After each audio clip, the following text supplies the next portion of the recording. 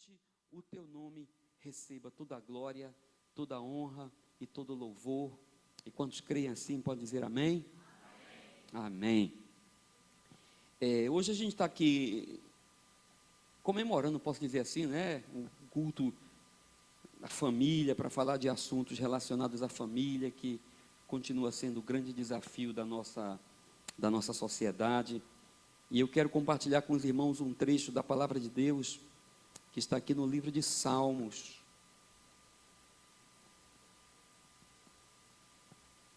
Falar um pouquinho aqui hoje a respeito de felicidade, a respeito de realização, a respeito de prosperidade, bem-aventurança. É bom isso, né? É bom isso. Hoje de manhã eu estava compartilhando essa palavra com os irmãos lá no Equador. Aqui, mas é o Equador mais perto, não é o lado. E a gente estava se deleitando assim, como a Bíblia é sábia e ela consegue nos ensinar de forma tão simples aquilo que a gente precisa. E talvez hoje você me escute falar muito aqui no homem, né? A gente vai falar aqui do homem, mas talvez da próxima vez a gente venha falar da mulher também, que não deixa de ser o grande complemento desse homem que Deus criou, que Deus formou. E aqui ele está falando do homem feliz. Quantos homens tem aqui? Isso, homem, cabra macho, alfa dominante. Isso está em falta hoje, viu, irmão? Está em falta. Está em falta. Um dia desse nasceu o meu sobrinho, né? O filho de Renata, é o meu sobrinho. Aí, quando chegou lá, eu disse, mais um alfa dominante nessa terra. Amém? O pessoal estranha assim, mas a gente tem que dizer coisa boa, né? Não é isso? Deus nos criou para isso. E aqui vai falar do homem feliz, irmãos. Talvez eu fale mais especificamente para os homens hoje, mas as irmãs vão concordando aí e vão seguindo esses conselhos que diz aqui. Acharam Salmos capítulo 1? Eu não tinha dito capítulo não, né? Muito bem. Salmo capítulo de número 1. Todos acharam?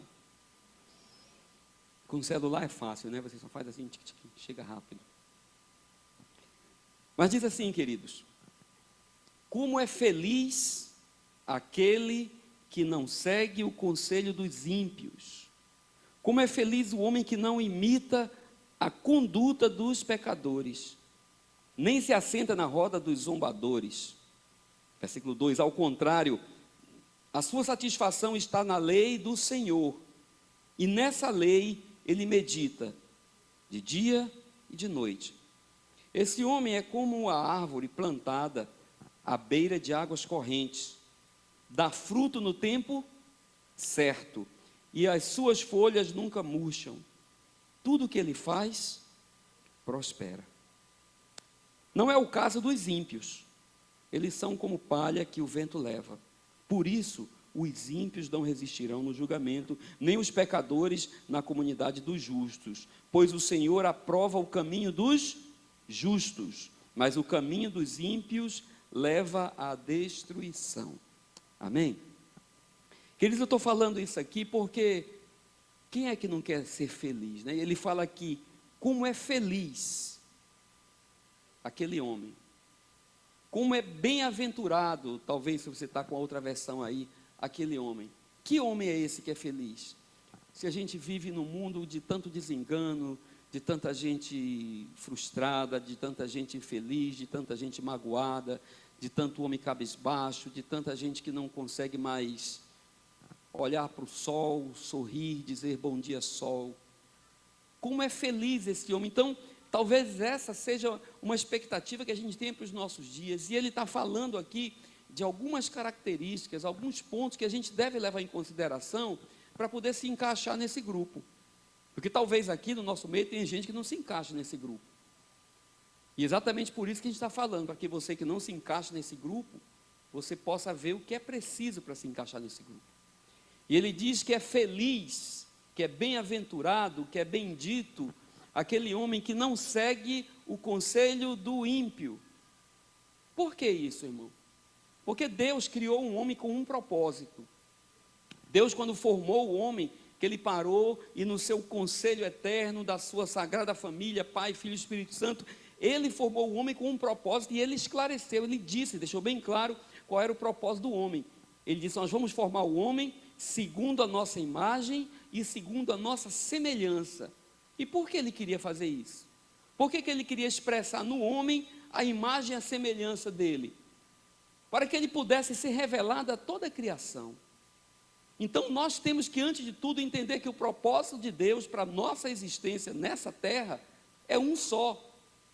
Ou o principal deles é revelar Deus ao mundo, é revelar Deus às pessoas, é revelar Deus à criação.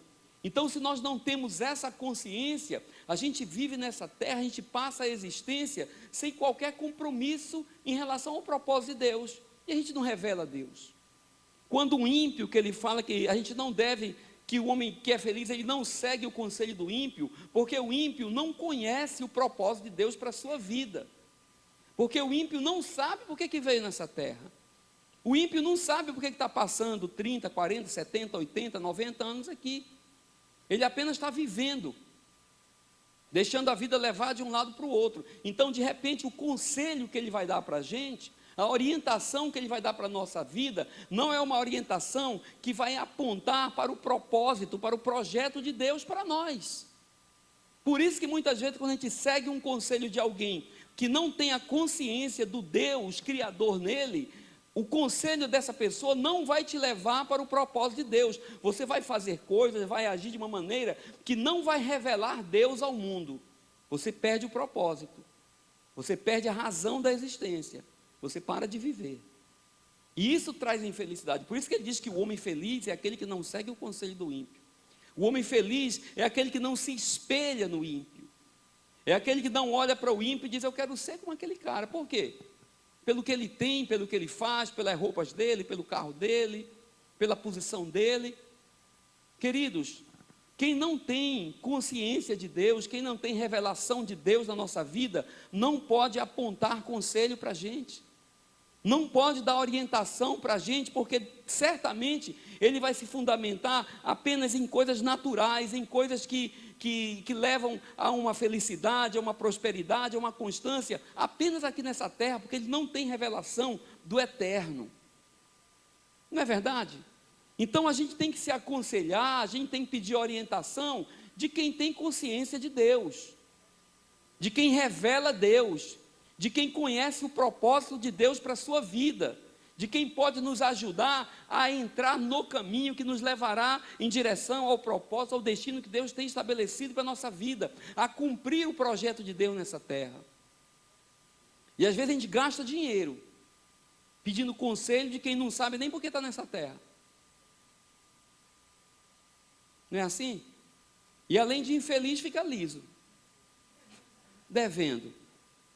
Então ele diz que o homem feliz não é aquele homem que está aqui procurando o conselho de quem não conhece Deus, mas é aquele homem que medita na palavra de Deus de dia e de noite. E o que é a palavra de Deus? O que representa isso aqui, irmãos? Isso aqui é a orientação de Deus para a nossa vida. A Bíblia, a palavra de Deus, é o nosso manual, não é assim? Não apenas de fé, mas de quê? De prática. É muito simples isso. Isso aqui não é apenas o nosso manual de fé, ensinando o que é que eu tenho que crer, quem que eu tenho que adorar, falando a respeito de Deus, para ensinar teologia para a gente. Isso aqui é regra de prática. É para eu entender como eu tenho que praticar na vida. É para eu entender como eu tenho que agir na vida. Ela vai me orientar sobre as coisas que eu tenho que agir na vida. E certamente, seguindo a orientação da palavra de Deus, eu serei um homem feliz. Serei um homem bem-aventurado. Serei um homem bem-sucedido. Serei um homem bendito. Amém? Medita na palavra de Deus de dia e de noite. Aí vamos para a prática. Como é que isso funciona? Eu vou agora andar lendo, vou botar um óculos digital, como é que vai ser isso? De dia e de noite, eu tenho que trabalhar, tenho que cuidar das meninas, tenho que dar a mulher no trabalho, tenho que cuidar do colégio. Como é que eu vou fazer isso? Meditando de dia e de noite, irmão. É porque nós temos que entender que essa palavra, ela tem que ter um convívio diário conosco. E durante o nosso dia a dia, durante a nossa prática, durante o que fazemos durante o dia e durante a noite, nós sempre devemos, antes de fazer qualquer coisa, meditar naquilo que a palavra de Deus fala a respeito daquilo que eu preciso fazer. Amém? É assim que a gente tem que fazer. Então a gente não vai procurar a Bíblia, não vai procurar transformar isso aqui num jogo de tarô, de búzios, não. Estou procurando resolver um negócio, estou com uma dúvida, então eu vou procurar orientação. Não, irmão, não é assim. De repente cai em algum lugar aqui que você não está querendo. Isso aqui tem que ser uma comida diária. Ela tem que estar na nossa mente, no nosso coração, para que todas as vezes que eu precise realizar alguma coisa, ela venha confrontar aquilo. E o confronto da palavra de Deus com aquilo que eu tenho que fazer, sempre vai me dar uma orientação em direção ao projeto de Deus para a minha vida, ao propósito de Deus para a minha vida. Então, de dia ou de noite, trabalhando de manhã, lá na hora que eu vou fazer um negócio, o que é que a palavra de Deus diz na hora que eu tenho que fazer um negócio? Ela diz que eu tenho que ser honesto, ela diz que eu tenho que seguir as regras, ela diz que eu não posso enganar meu cliente, ela diz que eu não posso mentir, ela diz que eu tenho que ser uma pessoa que tem que ter clareza, transparente. Eu não estou com a Bíblia aberta no meu escritório, mas a palavra de Deus, durante o dia, está me orientando a como viver. Na hora que eu tenho uma situação com um filho, está difícil, o menino pisou na bola, eu esquentei a cabeça, o que é que eu tenho que fazer? Eu vou arrebentar esse menino na parede, eu vou confrontar ele como? Eu vou parar e vou ler a Bíblia na hora para saber o que tem que fazer? Não, a palavra de Deus já me orienta. E nesse momento ela vai dizer que eu tenho que tratar o meu filho com amor, com respeito, com rigidez, mas não posso provocar a ira dele. É a palavra de Deus me orientando. É a palavra de Deus me orientando a cuidar da minha esposa, que é o lado mais fraco, proteger, entender. Ela me orienta a fazer isso. Então, ela é uma regra de prática para mim. Se eu estou trabalhando, se eu sou empregado, e agora? Eu sou empregado. Vá lá para Tito, capítulo 2, você que é empregado, quem é empregado aqui? Amém? Está dizendo lá que para você ser um homem feliz no seu emprego, durante o dia, às 8 horas, não é do dia, se você trabalha de noite, dá plantão, serve para a noite, você tem que chegar mais cedo e sair mais tarde. Tem que trabalhar para o seu patrão como se fosse para Deus. Amém? É a orientação da Bíblia. Eu vou ser feliz, eu vou revelar a Deus, porque se nós fizermos assim, o nosso testemunho lá no nosso trabalho, não é a nossa pregação não é pedir 3 dias de folga para fazer uma campanha de oração na empresa não, irmão. É o nosso trabalho, o nosso serviço diário, com afinco, com dedicação, com excelência, vai falar no coração do patrão, é o que diz a Bíblia. Ou seja, vai revelar Deus àquele homem lá no local de trabalho, é o que diz a Bíblia. Então, dessa forma, nós vamos cumprir o nosso projeto, vamos ser homens o quê? Felizes, bem-sucedidos. Vai chegar em casa e vai dizer, poxa vida, hoje Deus falou lá na empresa. Como? Você parou tudo, atrapalhou a produção e fez um culto lá, chamou o ministério de louvor. Não, hoje eu trabalhei mais do que todo mundo. E o meu chefe, o meu patrão, o meu supervisor chegou e disse, rapaz, que negócio é esse? Como é que o homem trabalha mais do que todo mundo com tanto afinco, com tanta dedicação, com tanta excelência? O que é Deus na sua vida? Aí você tem a oportunidade de falar desse Deus. Então aqui está dizendo, queridos, que a meditação na palavra de Deus de dia e de noite não é uma licença para vagabundagem, para você parar e pedir 3 meses de licença para ficar meditando dia e de noite, não. É para você de dia e de noite, em tudo que fizer, lembrar da palavra de Deus. E seguindo a sua orientação, fazer o que Deus tem para você fazer a cada dia, a sua missão diária. Aí você vai ser um homem feliz, você vai ser um homem bem-aventurado. Quando está falando de bem-aventurado, de bendito, está falando exatamente da questão do projeto que Deus tem para a nossa vida, do ciclo que Ele tem para que cada um de nós possa cumprir nessa terra.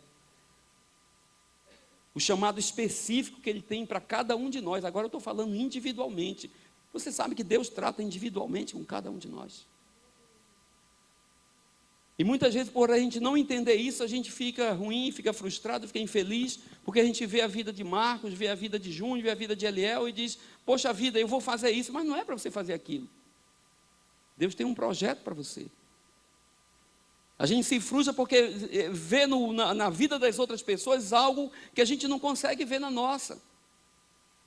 E não consegue resolver isso porque não entendemos o que é ser bem-aventurado. Ser bem-aventurado é cumprir cada etapa do projeto de Deus para a nossa vida. O que foi que Deus planejou? Qual o plano? Qual a missão? Pronto, é isso que a gente tem que fazer. Não importa o tempo que leve para isso.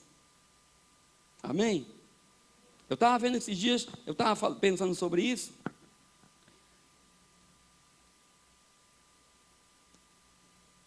E hoje de manhã eu estava conversando com os irmãos lá, e mostrei as fotos do negócio. Tem um bichinho pequenininho, não sei se tem algum biólogo aqui, pode até me ajudar. É um bichinho, tipo uma borboletinha, chamado efêmera. É de um grupo de umas borboletinhas, bem pequenininha. Sabe qual o ciclo de vida delas, depois de adulto? Quanto tempo elas vivem? Algum biólogo aqui para me ajudar? Não. Tem um biólogo escondido ali, né? Diz que elas duram entre meia hora, 30 minutos. As que vivem muito passam um dia e morrem. O que vocês acham disso? Será que é uma maldição um negócio desse? Você gostaria de ser uma efêmera? Por que não? Aí tem outros bichos também. Eu gosto de assistir esse negócio de history animal, aquelas coisas, discovery animal, eu assisto esse negócio. Aí tem outros bichos, aí tem, por exemplo, uma carpa chinesa. Quem já viu uma carpa chinesa? Branquinho e laranja, quem já viu? Chama koi, esse peixe. Sabe quanto tempo dura um peixe desse? Alguém tem ideia? Ninguém assiste Discovery Animal. Já registraram uma carpa chinesa que morreu com 226 anos. Sabe aquele negócio? Eu compro a carpinha e quem vai enterrar é meu bisneto. E ela passa a vida todinha lá. Aí eu pergunto para você nessa noite, quem é o bem-aventurado? Quem é o bendito? É a efêmerazinha que dura meia hora e morre, ou a carpa que passa 200 anos nessa terra? O que você preferia ser? Tem umas carpas se manifestando aqui no auditório. A tartaruga dura 200 anos. Né? Baleia azul chega até 210. Aí veja bem, sabe qual é o propósito da efêmerazinha? Acasalar, reproduzir e morrer. Tem algo mais lindo do que isso, irmão? Acasalar, reproduzir e morrer. Com 30 minutos de vida, a efêmerazinha diz, cumpri minha missão, estou feliz. Morre em meia hora feliz da vida. Aí a carpa diz assim, não, a minha função também é essa, é acasalar, é multiplicar, né? Aí a carpa diz assim, espera aí, esse negócio de casar dá trabalho. Já pensou casar com a outra carpa, arranjar uma carpa, outra, passar 200 anos, quem tem aqui muitos anos de casado, passar 200 anos casado. Quem entende o que eu estou falando? Diga aí, irmão. Você vive 200 anos, vai casar, ela não, rapaz, casar dá muito trabalho. Administrar uma mulher, uma outra carpa lá, dar cartão de crédito para ela, lá ir para o shopping, comprar roupa laranja e branca, tudo igual. Ter filho, e quantas carpinhas vou ter que cuidar durante 200 anos? Vai passar do bisneto, vai trisneto e cuidar de tudo isso. Aí a carpa diz, não, não vou entrar nessa não. Eu vou curtir meus 200 anos solteiro. Vou ser um carpa solto. A efêmera passou meia hora, acasalou, multiplicou, procriou e morreu. A carpa passou 200 anos no mundo sem cumprir o projeto. Quem é bem-aventurado nessa história, irmão? Quem é bem-aventurado nessa história, irmão? A gente está investindo quanto tempo da nossa vida para fazer o que nessa terra?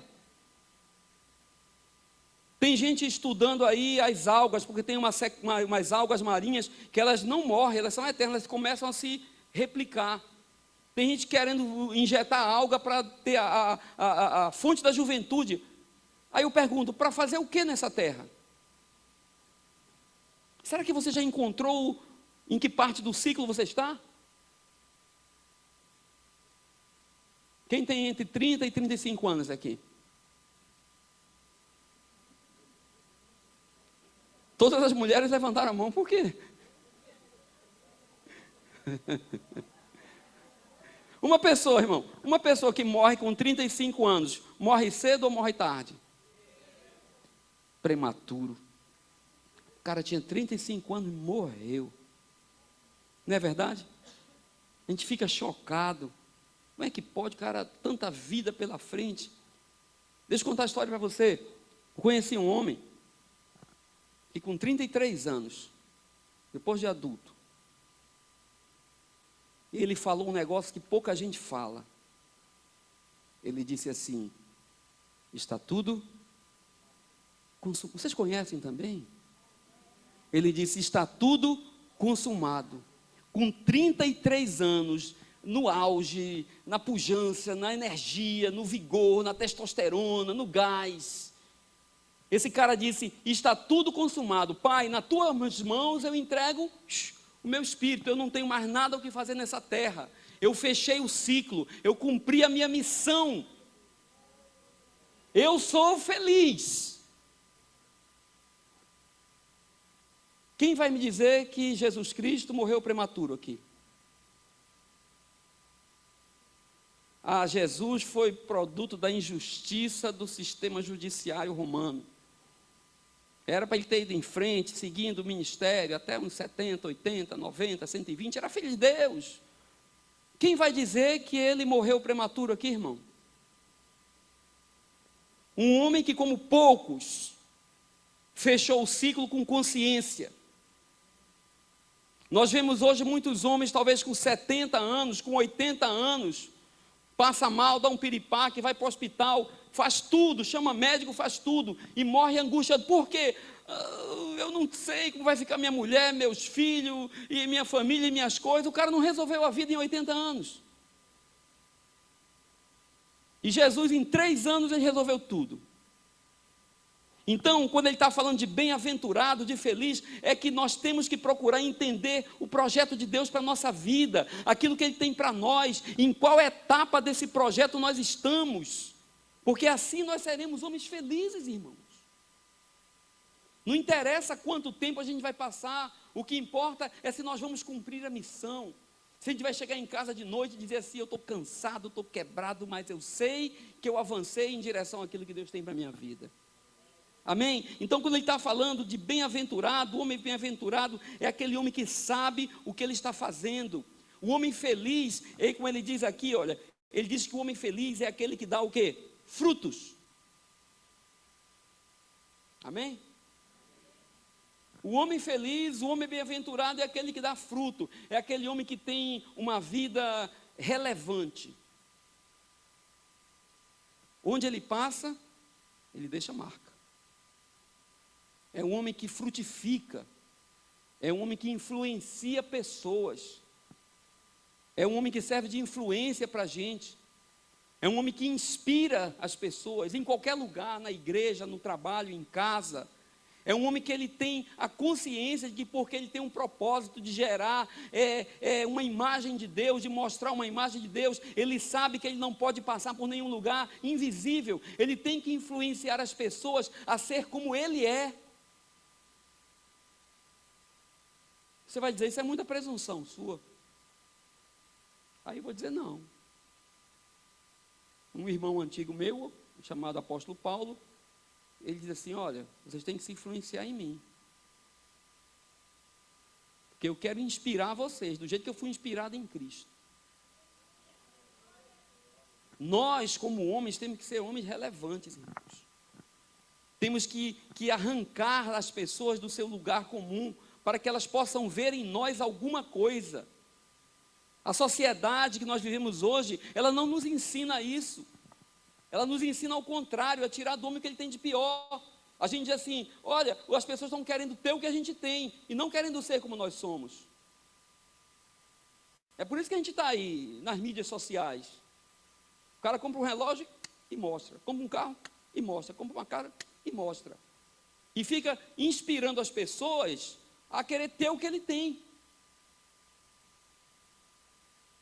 Gera inveja, gera ganância, gera insatisfação, gera frustração. E a Bíblia diz que nós temos que dar frutos.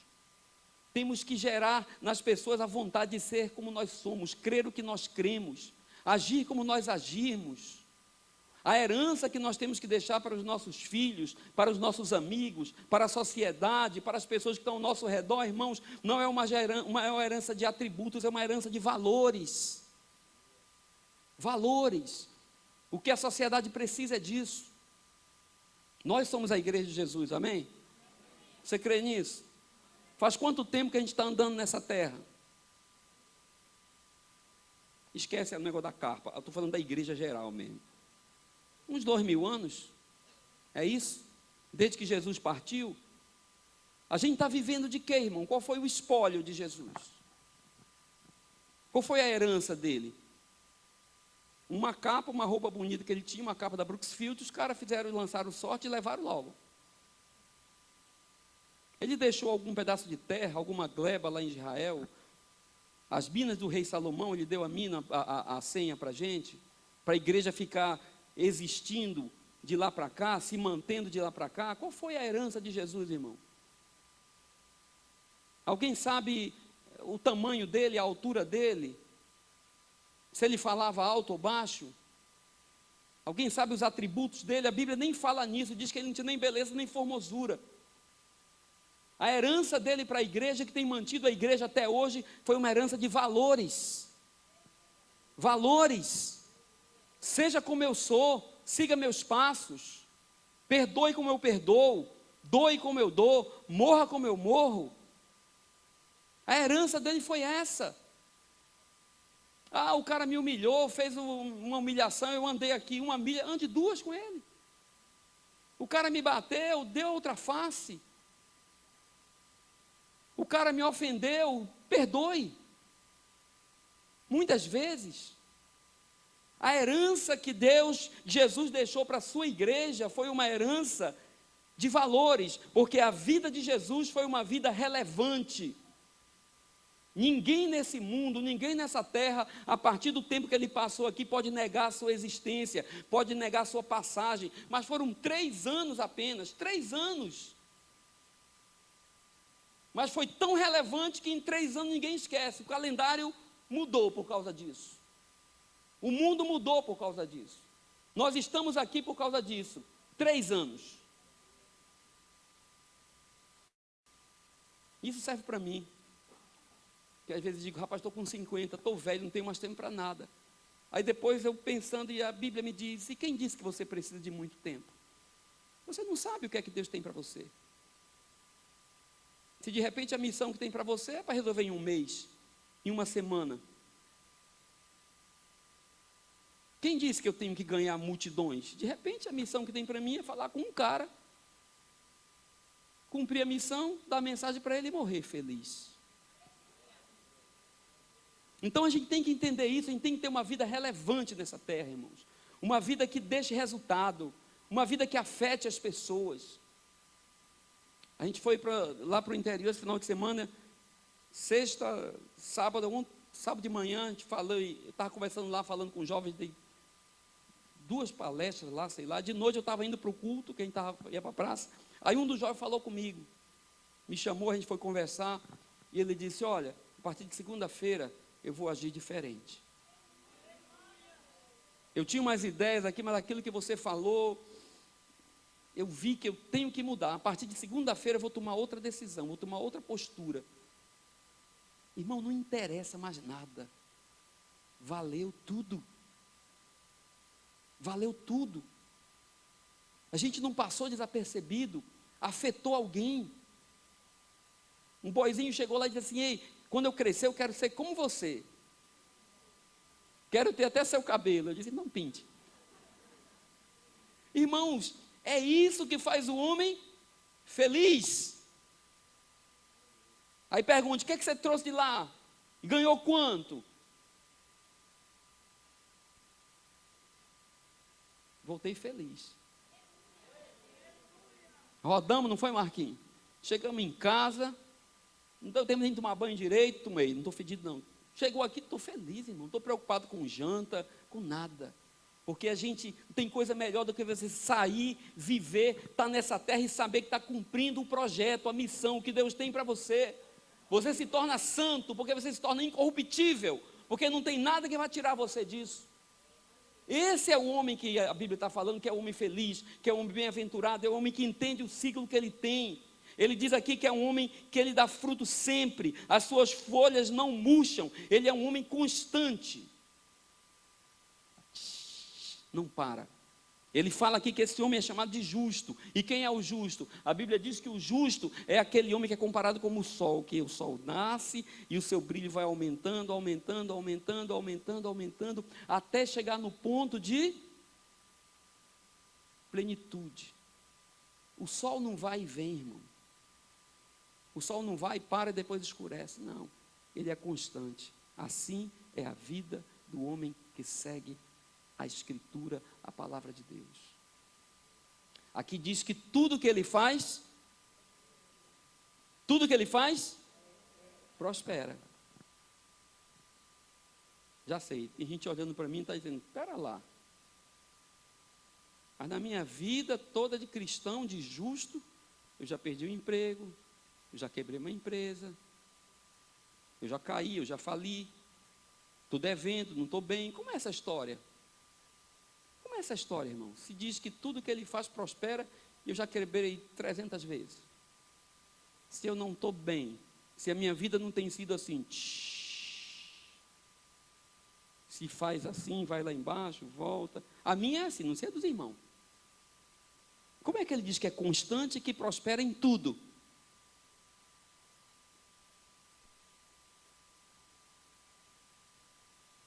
Não é? Parou aqui, né? A gente pode ir embora para casa porque engatou. O projeto de Deus, irmãos, é para quem? É para o homem. O projeto de Deus é para o homem. Quem é que tem que prosperar? O homem. Quem é que tem que melhorar? O homem. Deus está interessado em deixar, em transformar homens cada vez melhores. Às vezes a gente entra numa crise, perde um emprego, uma crise financeira, uma crise de saúde. Eu já tive na minha casa, e a gente se arrebenta. Eu já tive tudo misturado, financeira, saúde, tudo junto. Se arrebenta, vai lá embaixo. E como é que você pode prosperar no meio disso? Porque seguindo a orientação de Deus, entendendo que fazemos parte do processo, entendendo que estamos no ciclo certo, independente das circunstâncias, nós saímos homens melhores. Os valores são refinados, os valores são atualizados. Eu me lembro do tempo que a gente passou no hospital, muito tempo, uma dificuldade incrível que a gente nunca tinha passado. Como Paulo falou, né? Situações que a gente não passou antes. Aí eu lembro que um dia eu estava chegando na loja e vinha um amigo e disse assim: rapaz, eu queria conversar com você, mas eu estou tão assim, porque você já está numa situação difícil, né? E eu queria falar de um problema. Eu disse: mande ver. Problema? Qual é? Tem que ser muito grande para me afetar agora. Pelo que eu tinha passado, tinha que ser um negócio da cova para frente. Vamos, me diga, qual é o seu problema? Parece que eu melhorei um pouco. Parece que eu descobri novos limites. Parece que a gente inverte os valores. Parece que aquilo que a gente acha que resolvia, e quando a gente vê que não resolve, perde o valor, e a gente começa a colocar valores, onde realmente tem valores, nas coisas invisíveis que são eternas, e não nas visíveis que são temporais. A gente começa a construir uma herança de valores para deixar para os nossos filhos, para os nossos amigos. A gente tem o que dizer para o desesperado, a gente tem o que dizer para o aflito. Porque estranhamente parece que nós, eu estou no meio, parece que a gente não sabe nem conviver muito bem com essa prosperidade que o mundo nos mostra. Tem gente que quando enrica piora. Tem gente que no afã de deixar uma estrutura, uma segurança nessa terra, esquece da mulher, larga o filho, abandona os amigos, não conversa mais com ninguém, porque não tem tempo mais para nada. Eu não entendo que esse homem está melhorando. Eu não entendo que esse homem está melhorando. Eu não entendo que ele está evoluindo. Por quê? Porque está deixando de lado valores que são importantes para a felicidade, para a realização do homem. Então ele diz que tudo que ele faz prospera, porque independente da circunstância que ele esteja vivendo, ele consegue sair um homem melhor, um homem mais refinado, um homem mais sensível, um homem mais amoroso, um homem mais delicado, um homem que consegue ter uma visão maior, porque ele consegue perceber coisas que ele não percebia antes. Ele sabe o que significa andar de ônibus. Um dia desse eu saí da minha casa, ali estava apressado, eu vinha para um compromisso aqui, em Lagoa Nova. Quando eu saí na Roberto Freire, vi um amigo, o cara todo bem pronto, numa parada de ônibus. Irmão, isso não é hobby.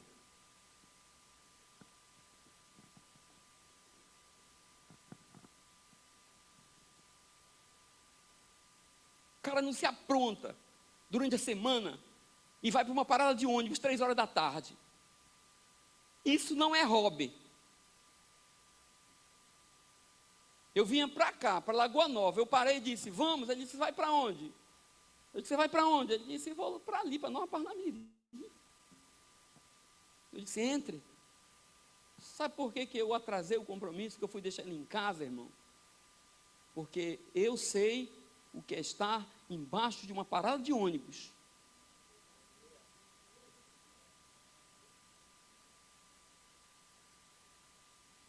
Por quê? Porque eu já tive carros bons e já entreguei carro para banco. Já vendi carro para pagar conta. Já vendi carro de mulher, falei, só com um vai trabalhar que eu vou a pé, eu vou de ônibus, eu dou meu jeito. E eu lembro de uma vez que eu estava numa parada de ônibus na Roberto Freire e fiquei olhando assim, não passava nada, eu perdido, não sabia nem que ônibus ia pegar, não sei o número. Eu disse, poxa vida, se passasse um amigo aqui, seria tão bom.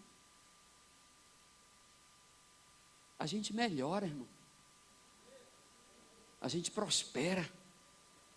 A gente evolui.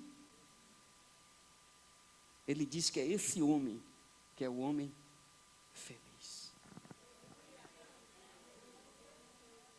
Os ímpios não, o ímpio não entende disso.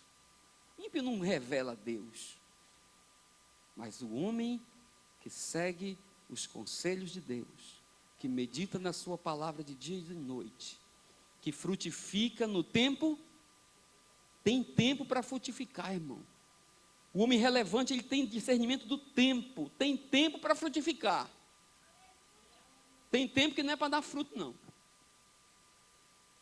Essa semana eu fui comprar abacate, não foi? Fui comprar abacate. Cheguei no supermercado, quando eu peguei no abacate, eu olhei para cima de uma plaquinha, R$13,80. Sabe o que é R$13,80? Lá em casa a gente gosta de um abacatezinho, né? Machucado, com leite, farinha láctea e tal. É diet. Aí eu disse, R$13,80? Não, eu já comprei de 4, de R$3,50. Perdi o amor pelo abacate. Sabe por quê, irmãos? Porque a gente tem que discernir os tempos de fazer as coisas para ser feliz. Porque não é tempo de comer abacate. É tempo de comer mamão, banana, Aí eu digo, não, mas eu quero comer abacate, porque lá em casa a minha família só come abacate. Aí então pague o preço. Estoure o valor da feira, entre no cheque especial, pague 14% de juro, e depois não venha pedir oração na igreja. Deus não tem nada a ver com isso. Deus diz que o tempo de abacate é em março. Depois é para você parar de comer abacate e comer manga. Depois é para parar de comer manga e comer banana. Depois de parar de comer banana e comer abacaxi. Você vai ter uma dieta saudável, variável durante todo o ano e vai pagar pouco. Porque Deus coloca frutos em cada estação. Para que a gente viva bem, viva melhor. Então ele diz que o homem sábio, inteligente, é aquele homem que frutifica no tempo certo. Meu carro tem 3 anos de uso. Está bacana, bem bonzinho. Perdeu a garantia já. Está funcionando. Tenho vontade de trocar? Tenho. Quero um novo? Quero. Um Porsche 911? Amém. Tem dinheiro para dar a diferença? Não tenho. Vou financiar no banco? Não é tempo.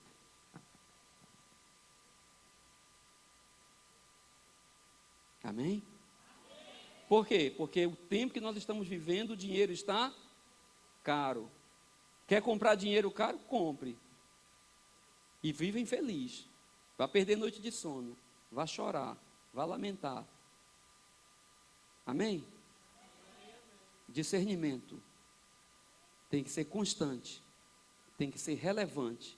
E tem que entender o tempo que Deus tem para a sua vida. Que Deus abençoe a vida de vocês.